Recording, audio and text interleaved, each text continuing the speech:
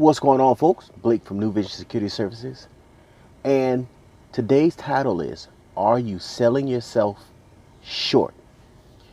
Are you selling yourself short by people you associate with and or your personal actions? And what I mean by that is we are entitled to everything that the kingdom of heaven has to offer, right? It requires work on our part, but the reward is we have an open line to everything that is entitled to us, that he wishes to bless us with from the kingdom of heaven. And I used to not think this way, right? I used to believe that, hey, I get up every day, I go to work hard, I'm entitled to whatever because I worked hard and I've earned it, right? But then I realized something, that in depending on myself to provide everything, I was selling my own self short as to what I was entitled to, right, from the kingdom of heaven. Because the Savior tells us that we are entitled to, I'm right, entitled to anything that the kingdom of heaven has to offer. And so when I thought about that, I said, wait a minute, I'm pushing my own self and putting my own self on a platform when if I follow the Savior's lead, I can have everything that he wants me to have, and he wants me to have everything, and that's what I'm entitled to.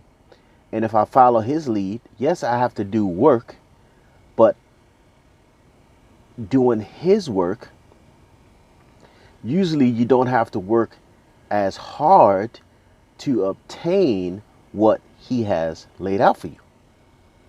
And once I understood that concept, then I was able to begin to filter my life.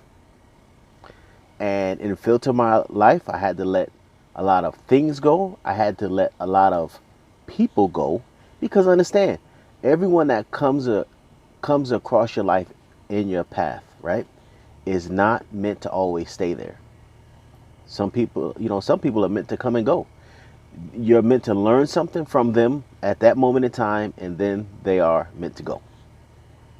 So I want to read two passages to you, and as you can see, the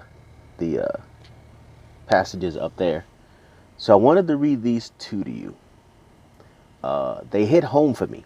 They drove home for me, and I wanted to share them with you and pray that they will help you in finding your way and not to sell yourself short on what has been promised to you by our Savior and by the Father if you take their lead. Not your own lead, not the world's lead, not your neighbor's lead, not following people to buy a particular product. I'm talking about take everything to him first and watch how he sets you apart from others, right? So we're going to read, first we're going to read 2 Corinthians chapter 6, verses 14 through 18. All right? It reads this: do not become unevenly yoked with unbelievers. For what partnership have righteousness and lawlessness? And what fellowship has light with darkness? And what agreement has Messiah with Belial, which is the devil, right? Or what part does a believer have with an unbeliever? And what union has the dwelling place of Elohim with idols? Right? He doesn't dwell with idols. He is the one and only that we are supposed to worship. For you are a dwelling place of the living Elohim, as Elohim has said, I shall dwell in them and walk among them, and I shall be their Elohim, and they shall be my people. Therefore, come out from among them and be separate, says Yahweh, and do not touch what is unclean, and I shall receive you.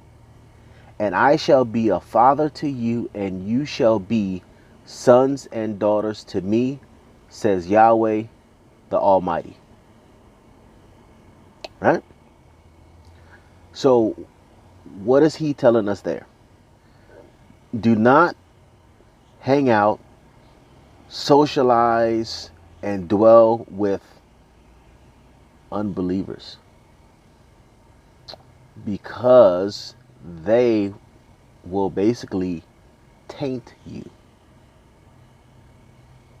He needs you to be set apart, and he needs you to part ways with them so that he can improve you, because they do not want to see you improved in the Savior and the Father. They want to keep you right where they need you. All right? Yeah. Now next one, we'll look at Mark chapter 8 verse 36. Mark chapter 8 verse 36. Well, let's start at 35. I always like to go one up and then come down, right? Let's start at 35. For whoever desires to save his life shall lose it. But whoever loses his life for the sake of me, right, the Father, and the good news, he shall save it. Now, what does that mean? That means you dedicate your life to the Savior and the Father. Ultimately, you are saving your life. If you choose a life of not serving them, then it's like self-destruction. Even though it may not look like it, but the word says that it is. All right. For what shall it profit a man if he gains all the world and loses his own life? Or what shall a man give in exchange for his life? Meaning, are you willing to sell yourself short or sell yourself out for the sake of an item or something? So for monetary gain, personal gain, because there's always an exchange. You got to give up something to get something, right? And evil is in the business of giving you things in exchange for your soul. So people are selling themselves, i.e. selling their souls, for the sake of monetary gain, personal gain, whatever it may be. But that's what they're willing to do, to say, look at what I got. But everything has a price, right? If you buy a vehicle and you know the payment is kind of high and the insurance is high, but you have to have it, and then you hit hard times, first thing that shows up is the tow truck to take it back, right? What did you give up to get that vehicle, right? There's always an exchange. For what shall it profit a man if he gains all the world and loses his own life? Or what shall a man give in exchange for his life? For whoever is ashamed of me and my words in this adulterous and sinning generation, of him the son of Adam also shall be ashamed when he comes in the esteem of his Father with the set apart messengers. Right? For whoever is ashamed of me and my words in this adulterous and sinning generation, right? What does that mean?